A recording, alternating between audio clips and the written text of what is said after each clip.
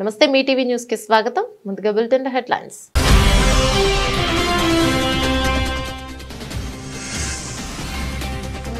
ఇందిరమ్మ ఇళ్ల నిర్మాణంపై సచివాలయంలో ముఖ్యమంత్రి రేవంత్ రెడ్డి సమీక్ష. దసరా నాటికి ఇందిరమ్మ కమిటీలను ఏర్పాటు చేయాలని ఆదేశం.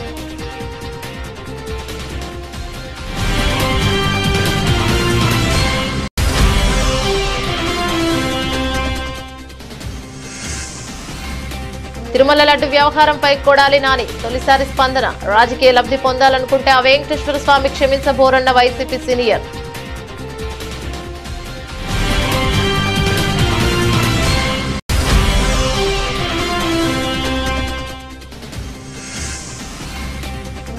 మూసీ నది పారివాహక ప్రాంతంలో సర్వే అధికారులను అడ్డుకుంటున్న స్థానికులు.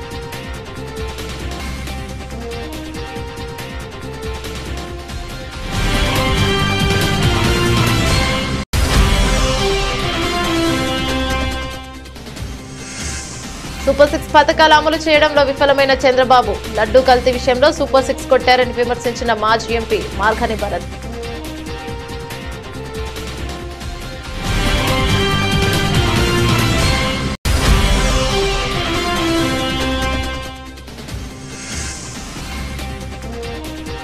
సంగారెడ్డి జిల్లా మల్కాపూర్ పంచాయతీ పరిధిలో ఏకంగా చెరువులోని బిల్డింగ్ కట్టిన ఘనుడు. బాంబులతో కూల్చేసిన అధికారులు.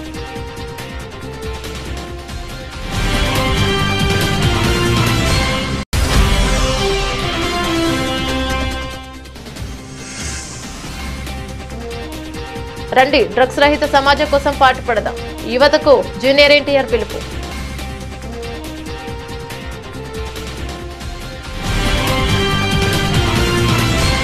డీటెయిల్స్ చూస్తే దసరా పండుగ నాటికి రాష్ట్రంలో ఇందిరమ్మ కమిటీలు ఏర్పాటు చేయాలని ముఖ్యమంత్రి రేవంత్ ఆదేశించారు. అన్ని స్థాయిలో కమిటీల ఏర్పాటుకు 1-2 రోజుల్లో విధి విధానాలు రూపొందించాలని సూచించారు.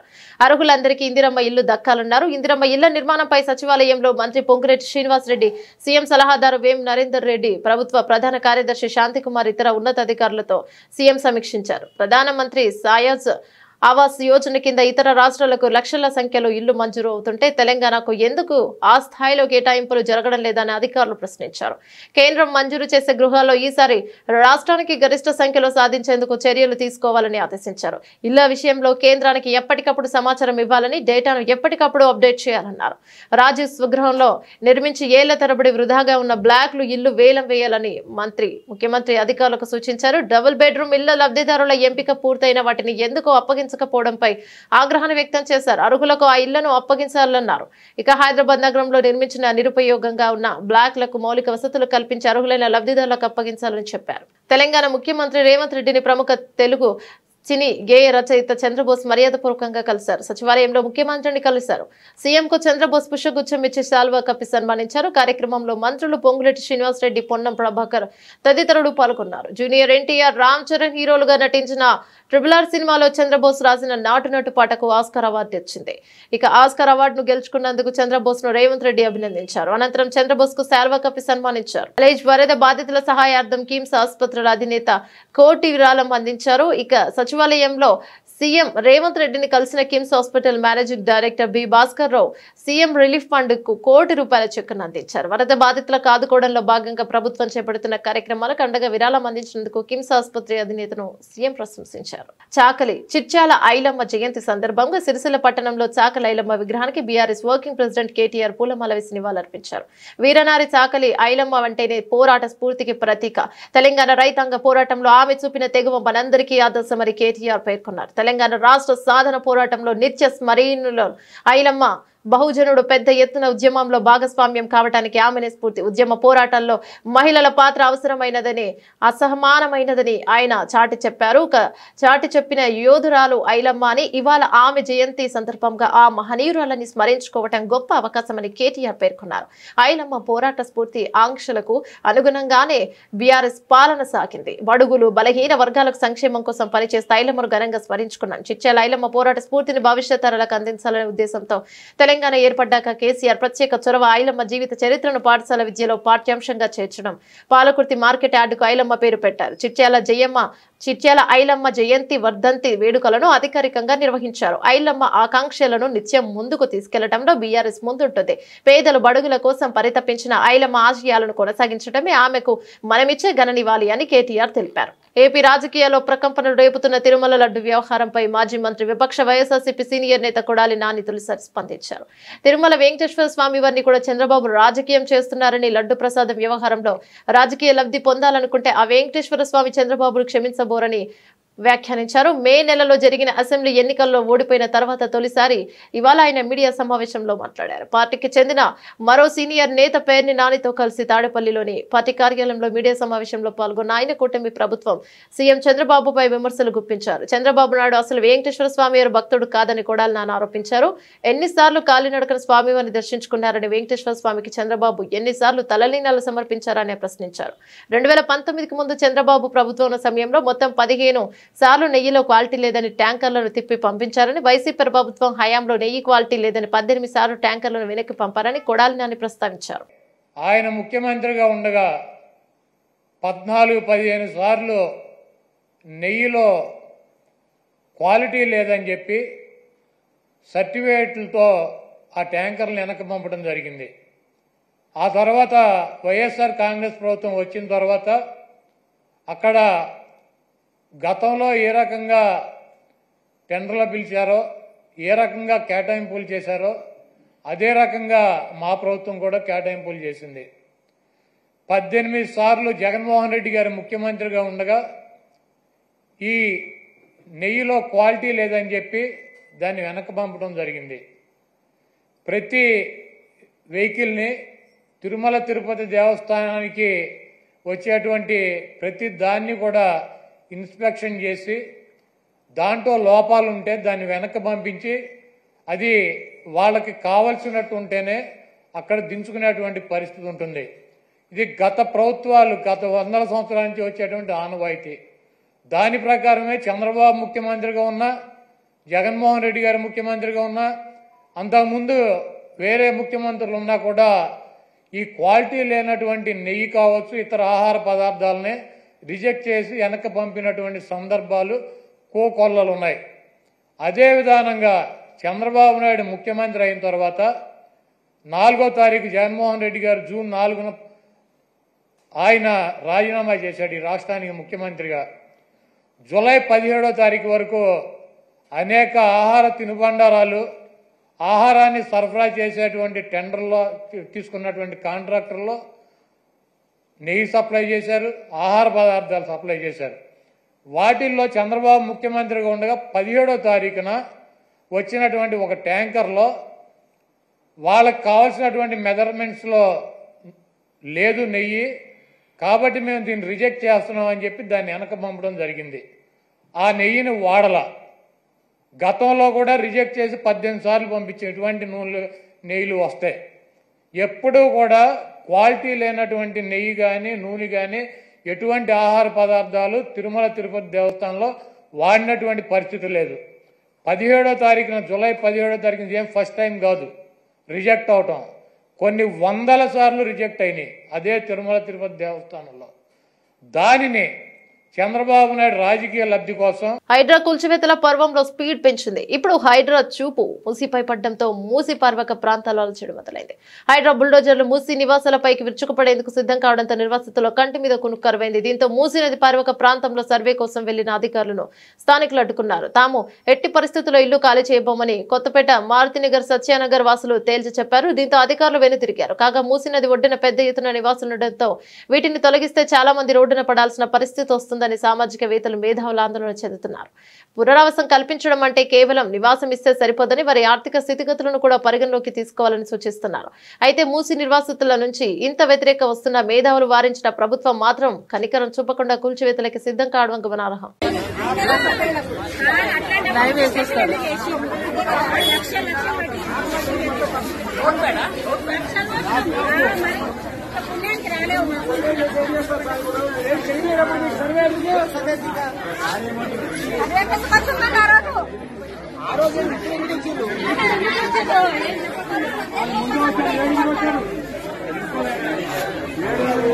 మార్కాపురం శాసనసభ్యులు కందుల నారాయణరెడ్డి ఇది మంచి ప్రభుత్వ కార్యక్రమంలో మార్కాపురం పట్టణంలో 31 వార్డులో రాజలక్ష్మి కాలనీలో పాల్గొన్నారు. కార్యక్రమానికి విచ్చేసిన శాసనసభ్యుల వారికి మహిళలు రోడ్డు పక్కన నిలబడి పూల వర్షం కురిపించారు.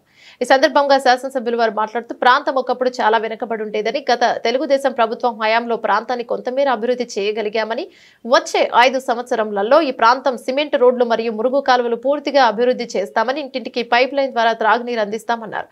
గత పాలకులు ఈ ప్రాంత అభివృద్ధి గాలికి వదిలేశారన్నారు. కేవలం 7 కిలోమీటర్లు వేశారు.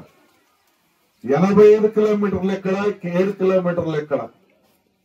ఈ వెనుకబడ్డ ప్రాంతంలో చిత్తశుద్ధితో పనిచేసి ఈ ప్రాంతంలో ప్రజల కష్టాలు లేకుండా చేయాల్సిన బాధ్యత మనం తీసుకోవాలి ప్రజాప్రతినిధులం.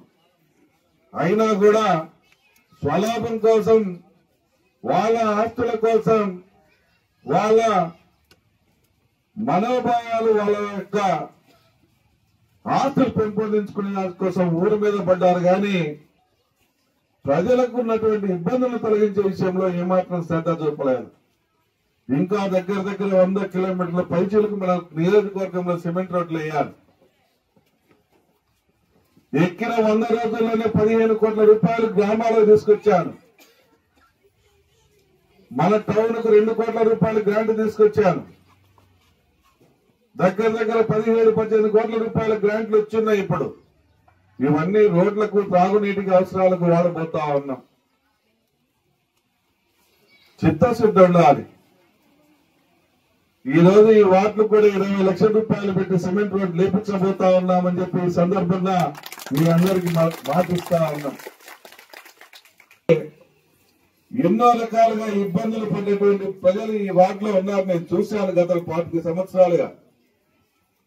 కనీసం రోడ్లు లేవు, కాలువలు లేవు, వాగులు లేవు, ఏమి లేవు. ఈ పరిస్థితి దోమలతో ఇబ్బంది పడేటువంటి పరిస్థితి. అటువంటి పరిస్థితి నుంచి ఈరోజు సిమెంట్ రోడ్లు వేయించాం. కొత్త గొప్ప కాలువలు కూడా తీయించాం, కాలువలు కూడా వేయించాం. కానీ ఇంకా అసంతృప్తిగా ఉన్నాయి. వాటిని కూడా పూర్తి చేయిస్తానని చెప్పి ఈ సందర్భంగా మనవి చేస్తా ఉన్నా, గుర్తు మీ అందరికీ మాటిస్తా ఉన్నా. ఇదే కాదు, మన ప్రభుత్వం గత ప్రభుత్వం మరి మాటలు చెప్పి తప్పుకోవడం లేదు. మెగా డిఎస్సీ పెట్టి ఉద్యోగాలు ఇస్తాం, నిరుద్యోగ యువతను కాపాడుతామని మాట ఇచ్చాం. ఆ మాటకు కట్టుబడి ఈ రోజు ఎక్కిన 100 రోజుల్లోనే 16,600 మంది రైతులకు ఉద్యోగాలు ఇవ్వబోతా ఉన్నాం. రేషన్ డీలర్ల నియామకాలు అవకతవకలు జరిగాయని అర్హులకే ఇవ్వాలని డిమాండ్ చేస్తూ 10 మంది అభ్యర్థులు సిరిసిల్ల పట్టణంలోని వాటర్ ట్యాంక్ ఎక్కి పెట్రోల్ బాటిల్స్ తో ఆందోళన చేపట్టారు. రాత్రికి రాత్రి అనర్హులుగా రేషన్ షాపులు కేటాయించారని ఆగ్రహాన్ని వ్యక్తం చేశారు. 10 సంవత్సరాలకు పైగా రేషన్ షాపులు నిర్వహిస్తే ఉన్న పొలంగా రద్దు చేసి మా కుటుంబాలు రోడ్డున పడేశారని ఆవేదన వ్యక్తం చేశారు.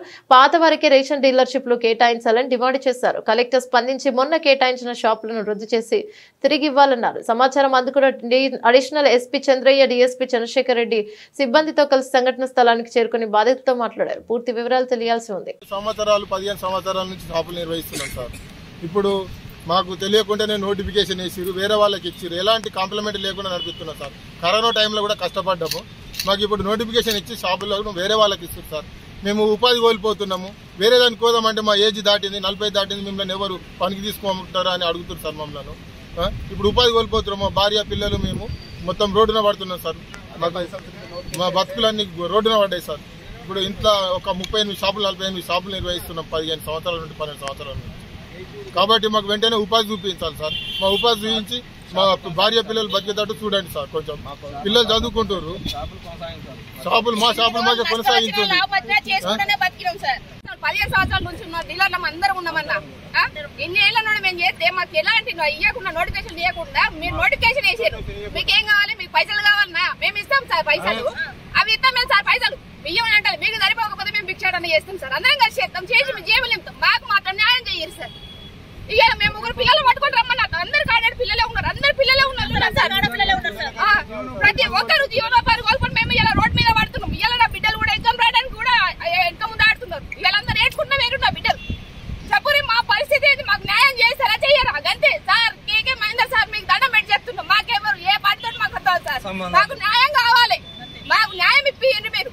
మేము కోరుకుంటే మేము ఏమంటలేము. ఆడపిల్లలు ఉన్నారు సార్. నాకు 3 ఆడపిల్లలు 12 సంవత్సరాలు. ఏ నోటిఫికేషన్ మాకు ఏం చెప్పలేదు సార్. ఇన్ఫర్మేషన్ ఎలాంటి కేసు లేదు సార్. మా ఊళ్ళో అడగండి సార్. మండపల్లి నెరవేరి మా గ్రామంలో అడుగు నేను ఎంత విధంగా నడిపించిందో ప్రతి ఒక్కరు తెలుసుకుంటా బియ్యం కానీ ఏది కానీ ఇచ్చేస్తారు. ఇప్పుడు ఇలాంటిది 12 సంవత్సరాలు ఇప్పుడు రద్దు చేసినట్టే ఏంటి సార్? మా 3 ఆడపిల్లలు ఉన్నారు సార్, చిన్నవాళ్ళు అంతా. ఇప్పుడు దాని మీద ఆధారం ఉన్నది సార్. మీరు ఏదో ఒకటి అన్యాయం చేయలేదు సార్. సార్ వచ్చి మన అన్యాయం చేయాలి కదా. ఎవరు రావాలంటున్నారు?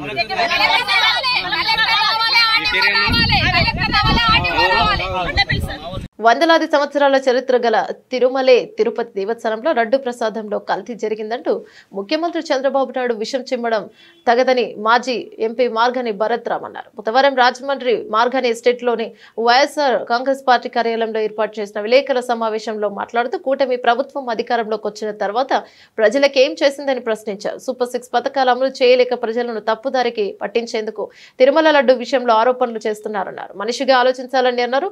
జంతువు కొవ్వు కలిసిందని ఆరోపణలు చేస్తున్న వారికి తమ వేసే సూపర్ 6 ప్రశ్నలకు సమాధానం చెప్పాలని విశాలు. ఇప్పుడు ఎందుకు అబద్ధాలు ఆడాల్సి వచ్చింది? ఇంత మీరు చెప్పిందే వాస్తవం అనుకోండి, అందులో నిజంగానే జంతువుల కొవ్వు కలిసింది అనుకోండి, మీకు వచ్చిన ఫస్ట్ రిపోర్ట్లో అది ఉంది అనుకోండి, మీరు ఇమీడియట్గా బయట పెట్టాలి కదా. ఎందుకు పెట్టలేదు, ఎందుకు అబద్ధం ఆడారు అని చెప్పేసి ఇవాళ నేను సూటిగా సూపర్ 1 క్వశ్చన్ మిమ్మల్ని అడుగుతా ఉన్నా. అదే రకంగా సూపర్ 2 ప్రశ్న ఇదే చంద్రబాబు నాయుడు గారికి. ఇప్పుడు టీటీడీ ఏదైతే ఎన్డీడీబీ వాళ్ళు ఇచ్చిన రిపోర్ట్ అసలు టీటీడీ పబ్లిక్ డొమైన్లో పెట్టారా? పబ్లిక్ డొమైన్లో పెట్టకోకుండా డైరెక్ట్గా తెలుగుదేశం పార్టీ ఆఫీస్కి ఎట్లా చేరింది? ఇది నా సూటి ప్రశ్న. ఇదే టీటీడీ ఇంకా వెబ్సైట్లో పెట్టారో లేదో నాకు తెలియదు, రాష్ట్ర ప్రజలకు తెలియదు. డైరెక్ట్గా టీడీపీ ఆఫీస్లోకి ఎలా చేరింది అని అడుగుతా ఉన్నా. అది నా రెండో ప్రశ్న. ఇదే లోకేష్ గారిని, చంద్రబాబు నాయుడు గారి కొడుకుని నేషనల్ మీడియా క్వశ్చన్ అడిగారు. ఏమని అడిగారు? when you got the reports in the month of July, why did you not showcased or exhibited immediately? Why you have taken 2 months of time అని క్వశ్చన్ అడిగారు. అడిగితే ఈయన లోకేష్ గారు ఇచ్చిన సమాధానం ఏంటంటే, it takes time. TTD is an independent body, autonomous body. The role of mister chief minister is just to appoint EO అని అన్నారు. మరి అన్నప్పుడు ఇండిపెండెంట్ బాడీ అని చెప్పినప్పుడు టీటీడీ కదా, తిరుమల తిరుపతి దేవస్థానం కదా, అది పబ్లిక్ డొమైన్లో పెట్టాలి. తెలుగుదేశం పార్టీ ఆఫీస్కి ఎట్లా చేరింది? ఇది నా సూపర్ 2 సెకండ్ క్వశ్చన్. సరే, సూపర్ 3 మూడో క్వశ్చన్. ఇప్పుడు జూలై 12 కదండి, 12 లేకపోతే 16 మీకు రిపోర్ట్స్ వచ్చినాయి ఎన్డీడీబీ నుంచి. వచ్చిన రిపోర్ట్స్ సెప్టెంబర్ 19 దాకా ఎందుకు బయట పెట్టలేదు? నేను అడిగే క్వశ్చన్. 2 నెలలు కాల వ్యవధి తీసుకున్నారు, ఎందుకు బయట పెట్టలేదు? అంటే ఒకటే నేను సూటిగా అడుగుతున్నా, ఇంత పెద్ద ఆరోపణ చేశారు కదా, ఇదేమీ సామాన్యమైన విషయం కాదు. మీరు ఇంత పెద్ద ఆరోపణ చేసినప్పుడు ఇప్పుడు దాకా ఏం యాక్షన్ తీసుకున్నారు? ఈ 2 నెలల కాల వ్యవధిలో కేసులు ఎందుకు బుక్ చేయలేదు? అరెస్టులు ఎందుకు జరగలేదు? కలియుగ ప్రత్యక్ష దైవం శ్రీవారి లడ్డులో కల్తీ నెయ్యి వాడకంపై తెలంగాణ బీజేపీ మహిళా నేత ఫైర్ బ్రాండ్ మాధవిలత తీవ్ర స్థాయిలో ఆగ్రహం వ్యక్తం చేస్తున్నది తెలిసిందే.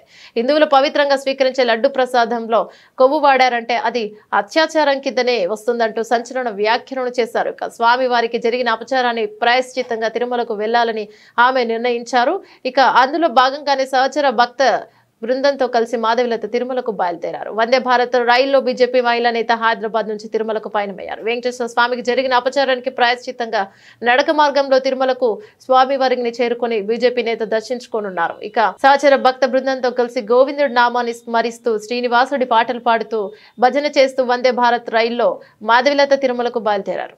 రాజ్యాంగ నిర్మాత డాక్టర్ బాబాసాహెబ్ అంబేద్కర్ ఫ్లెక్సీని చింపివేసిన అవమానించిన ఉండి ఎమ్మెల్యే రఘురామకృష్ణం రాజును శాసనసభ నుండి బర్తరఫ్ చేయాలని, ఎస్సీ ఎస్టీ అట్రాసిటీ చట్టం కింద కేసు నమోదు చేసి అరెస్ట్ చేయాలని, మరియు కాకినాడ దళిత వైద్యుడు మహేశ్వరరావు దాడి చేసిన కాకినాడ రూరల్ ఎమ్మెల్యే పంతం నానాజీపై ఎస్సీ ఎస్టీ అత్యాచార కేసు కింద చట్టం నమోదు చేసి అరెస్ట్ చేయాలని డిమాండ్ చేశారు. ఈరోజు Andhra Pradesh high court SC ST advocate తరపున అమరావతిలోని ఆంధ్రప్రదేశ్ హైకోర్టు ఎదురుగా నిరసన ప్రదర్శన నిర్వహించారు.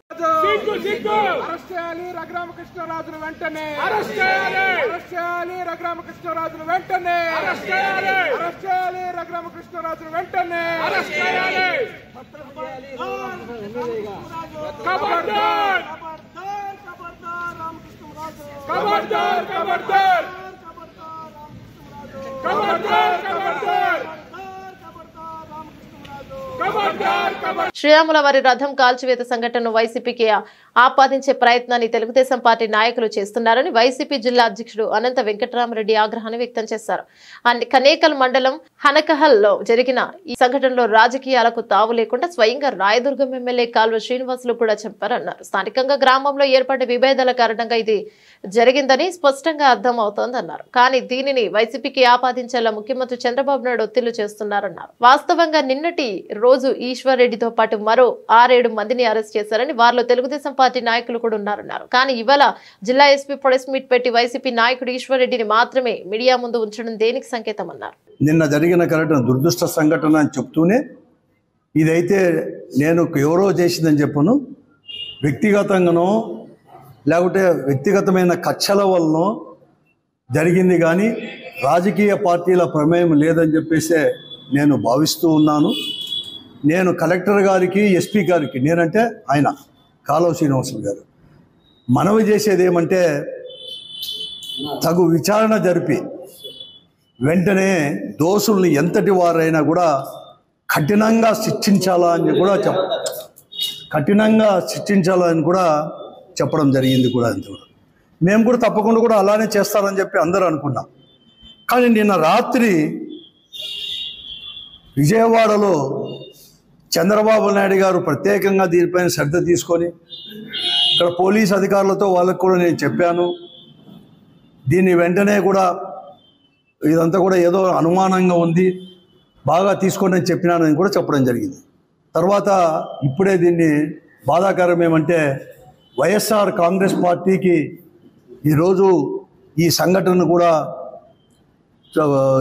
చేయడానికి ఒక ప్రయత్నం అనేది కూడా జరిగింది. స్వయంగా కూడా ఎస్పీ గారే స్వయంగా కూడా ఈశ్వరుడు, ఎందుకంటే నిన్నే ఒక 8-9 మందిని దాదాపుగా 10 మంది వరకు కూడా అదుపులోకి తీసుకోవడం జరిగింది. దీనిలో అన్ని పార్టీల వారు కూడా, ముఖ్యంగా వైఎస్ఆర్ కాంగ్రెస్ పార్టీ, అలాగే న్యూట్రల్స్, తెలుగుదేశం పార్టీ వారిని కూడా తీసుకోవడం కూడా జరిగింది. ఇంకా కూడా విచారించేది ఉంది, ఇంకా దోషులను కూడా పట్టుకుంటున్నామని చెబుతూనే ఈశ్వర్ రెడ్డి అనే వ్యక్తిని కూడా తీసుకొని ఈరోజు అరెస్ట్ అనేది కూడా చూపిస్తూ ఒక మిస్చీఫ్గా ఎస్పీ స్థాయిలో ఉండేది ఇతను వైఎస్ఆర్ కాంగ్రెస్ పార్టీ కార్యకర్తనో నాయకుడో అని కూడా చెప్పడం కూడా జరిగింది. చాలా కూడా బాధాకరం. ఎస్పీ లాంటి వారు ఇంకా కూడా ఎంక్వైరీ కూడా పూర్తి కాలేదు.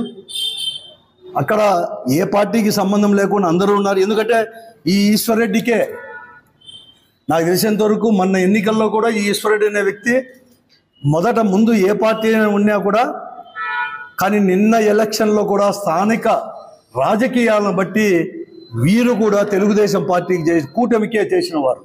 చెరువులు, కుంటలు పూడ్చి ఈ స్థలాన్ని కబ్జా చేయడం చూస్తూనే ఉన్నాం. ఇలాంటి ఆక్రమణలకు ఆ భూమిలోని నిర్మాణాలను ప్రస్తుతం హైడ్రా నిర్దాక్షిణ్యంగా కూల్చేయడం చూస్తున్నాం. అయితే సికింద్రాబాద్ కు చెందిన ఓ వ్యక్తి మాత్రం ఏకంగా చెరువులోనే ఇల్లు కట్టేశాడు. చెరువు నీళ్లలో కట్టాడని చిన్నపాటి ఇల్లు అనుకుంటారేమో, 1, 2 కాదు 4 అంతస్తులు నిర్మించాడు. బిల్డింగ్ లోకి వెళ్లేందుకు ఒడ్డు నుంచి చిన్నపాటి బ్రిడ్జ్ ను కూడా కట్టించుకున్నాడు.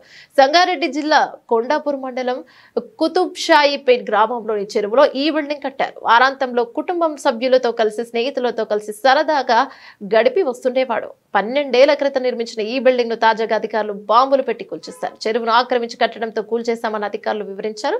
కూల్చివేతకు సంబంధించిన వీడియోను కొంతమంది సోషల్ మీడియాలో అప్లోడ్ చేయగా అది కాస్త వైరల్ గా మారింది. 12 ఏళ్ల క్రితం చెరువులో 4 అంతస్తుల బిల్డింగ్ కట్టగా అధికారులు ఇంతకాలం ఏం చేస్తున్నారని నెటిజన్లు నిలదీస్తున్నారు.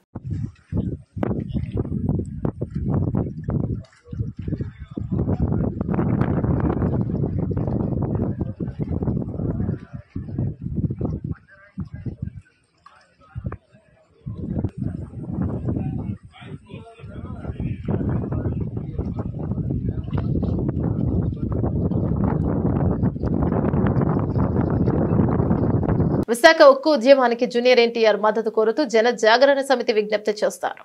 కోట్లాది మంది అభిమానులు ఉన్న జూనియర్ ఎన్టీఆర్ విశాఖ ఉక్కు ఉద్యమానికి మద్దతు తెలపడం వల్ల ప్రభుత్వాలు తప్పనిసరిగా చలనం వస్తోంది. జన జాగరణ సమితి ధీమా వ్యక్తం చేశారు. విశాఖపట్నం రామా టాకీస్ థియేటర్ వద్ద save Vizag steel plant, Visakha ఉక్కు ఆంధ్రుల హక్కు అనే నినాదాల పోస్టర్లను జన జాగరణ సమితి నాయకులు అంటించారు.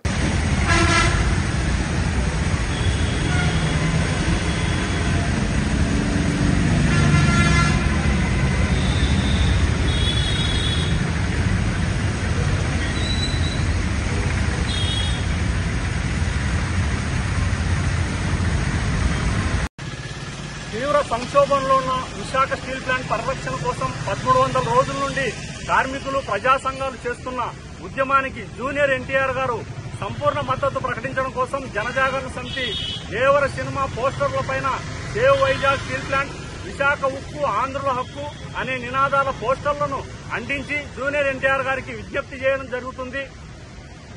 కోట్లాది మంది అభిమానులున్న జూనియర్ ఎన్టీఆర్ గారు విశాఖ ఉక్కు ఉద్యమానికి మద్దతు తెలపడం వల్ల ప్రభుత్వాల్లో తప్పనిసరిగా చలనం వస్తుంది. 32 మంది ప్రాణత్యాగాలతో సాధించుకున్న విశాఖ స్టీల్ ప్లాంట్ అనేది తెలుగు ప్రజల ఆత్మగౌరవం. ప్రస్తుతం తెలుగు ప్రజల ఆత్మగౌరవం ఆపదలో ఉంది. జూనియర్ ఎన్టీఆర్ గారి అభిమానులు విశాఖ ఉక్కు ఉద్యమానికి సంపూర్ణ మద్దతు ప్రకటించి తెలుగు ప్రజల ఆత్మగౌరవాన్ని కాపాడాలని ఈ సందర్భంగా జూనియర్ ఎన్టీఆర్ అభిమానులకు విజ్ఞప్తి చేస్తున్నాను. మాదక ద్రవ్యాలకు అలవాటు పడి ఎంతో మంది తమ జీవితాలను చిన్నాభిన్నం చేసుకుంటున్నారని టాలీవుడ్ ప్రముఖ నటుడు ఎన్టీఆర్ ఆవేదన వ్యక్తం చేశారు. డ్రగ్స్ రహిత తెలంగాణపై తెలంగాణ యాంటీ నార్కోటిక్స్ బృందానికి సహకరిస్తే ఎన్టీఆర్ తన వంతు బాధ్యతగా ఎక్స్ వేదికగా ప్రత్యేక వీడియోను విడుదల చేశారు. డ్రగ్స్ రహిత సమాజమే లక్ష్యంగా కృషి చేస్తున్న తెలంగాణ ప్రభుత్వానికి సహకరించాలని యువతను కోరారు. ఆ వీడియోలో ఎన్టీఆర్ మాట్లాడుతూ దేశ భవిష్యత్తు యువత చేతిలోనే ఉందని పేర్కొన్నారు. తాత్కాలిక ఆనందం కోసమో క్షణికావేశం నుంచి ఒత్తిడి నుంచి బయటపడేందుకు లేదంటే స్నేహితుల ప్రభావం వలనో స్టైళ్ల కోసమే కొందరు మాదక ద్రవ్యాలను ఆకర్షితులవుతుండడం బాధాకరమని పేర్కొన్నారు. జీవితం చాలా విలువైనది. డ్రగ్స్ రహిత సమాజమే లక్ష్యంగా కృషి చేస్తున్న తెలంగాణ ప్రభుత్వంలో భాగస్వాములు కావాలని కోరారు. ఎవరైనా డ్రగ్స్ విక్రయిస్తున్నా, కొనుగోలు చేస్తున్నా, వాడుతున్నా వెంటనే యాంటీ నార్కోటిక్స్ బ్యూరోకు సమాచారం అందించాలని ఎన్టీఆర్ కోరారు. మన దేశ భవిష్యత్తు మన యువత చేతుల్లోనే ఉంది. కానీ కొంతమంది తాత్కాలిక ఆనందం కోసము, క్షణికమైన ఒత్తిడి నుండి బయటపడటం కోసము, సహచరుల ప్రభావం వల్లను, స్టైలను, మాదక ద్రవ్యాల పట్ల ఆకర్షితులు కావటం చాలా బాధాకరం. జీవితం అన్నిటికంటే విలువైనది. రండి, నాతో చేతులు కలపండి. డ్రగ్స్ రహిత సమాజమే లక్ష్యంగా కొనసాగుతున్న తెలంగాణ ప్రభుత్వ సంకల్పంలో భాగస్వాములు అవ్వండి. మీకు తెలిసి ఎవరైనా డ్రగ్స్ అమ్మటం కానీ, కొనటం కానీ, వినియోగించటం కానీ చేస్తున్నట్లయితే వెంటనే Telangana anti narcotics bureau phone number 8712671111కి ఫోన్ చేసి సమాచారం అందించండి. ఎడతెరిపిలేని భారీ వర్షాలతో దేశ ఆర్థిక రాజధాని ముంబై అతలాకుతలమైంది. లోతటి ప్రాంతాలు పూర్తిగా నీట మునిగాయి. రోడ్లు చెరువులను తలపించడంతో వాహనదారులు అవస్థలు పడ్డారు. పలు చోట్ల వాహనాలు కొట్టుకుపోయాయి. ఇక పోవాయ్ గట్టోపర్లో 5 గంటల్లోనే ఏకంగా 27 సెంటీమీటర్ల వర్షం కురిసింది. ఇక మరోవైపు తానేలోని ముంబ్రా బైపాస్ లో కొండ చర్యలు విరిగిపడడంతో 3 గంటలకు పైగా ట్రాఫిక్ స్తంభించింది. వెంటనే ఘటనా స్థలానికి చేరుకున్న అధికారులు క్షేత్రస్థాయిలో బండరాళ్లను తొలగించి ట్రాఫిక్ క్లియర్ చేస్తున్నారు. ముంబై స్థానిక అధికారులు రెడ్ అలర్ట్ జారీ చేశారు. ఇక నేడు కూడా ఉరుములు మెరుపులతో కూడిన భారీ వర్షాల ఆకాశాన్ని ఉందని హెచ్చరించాయి. ఇక అంధేరిలో ఓపెన్ డ్రైన్ లో 45 ఏళ్ల మహిళ మృతి చెందగా వర్షాల కారణంగా మొత్తం 4 ప్రాణాలు కోల్పోయారు. వర్షాల నేపథ్యంలో 14 విమానాలను దారి మళ్లించారు. పలు రైళ్లు ఆలస్యంగా నడుస్తున్నాయి. రేపటి వరకు వర్షాలు ఇలాగే కురిసే అవకాశం ఉందని ప్రజలు అప్రమత్తంగా ఉండాలని వాతావరణ శాఖ హెచ్చరికలు జారీ చేసింది. ముంబై ధాని శివారు ప్రాంతాలు ప్రజలు అత్యవసరమైతే తప్ప బయటకు రావద్దని పోలీసులు సూచించారు. వర్షాల నేపథ్యంలో ముంబైలో నేడు విద్యా సంస్థలకు సెలవు ప్రకటించారు. బులెటిన్ ముగించే ముందు హెడ్లైన్స్ మరోసారి.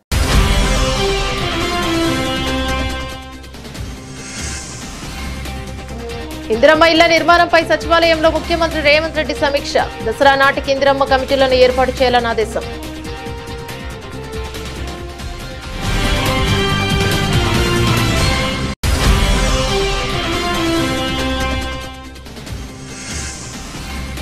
తిరుమల లడ్డు వ్యవహారంపై కొడాలి నాని తొలిసారి స్పందన. రాజకీయ లబ్ధి పొందాలనుకుంటే ఆ వెంకటేశ్వర స్వామి క్షమించబోరన్న వైసీపీ సీనియర్.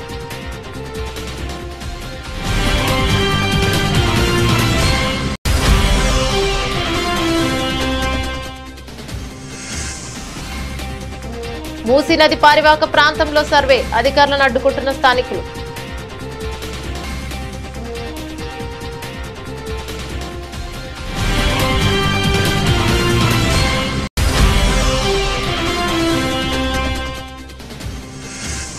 సూపర్ 6 పథకాలు అమలు చేయడంలో విఫలమైన చంద్రబాబు లడ్డూ కల్తీ విషయంలో సూపర్ 6 కొట్టారని విమర్శించిన మాజీ ఎంపీ మార్గని భరత్.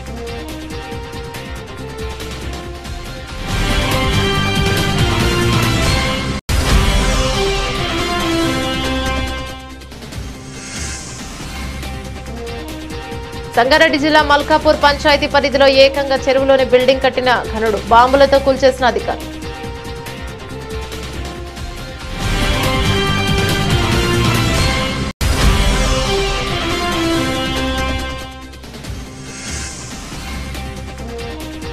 రండి డ్రగ్స్ రహిత సమాజం కోసం పాటుపడదాం, యువతకు జూనియర్ ఎన్టీఆర్ పిలుపు.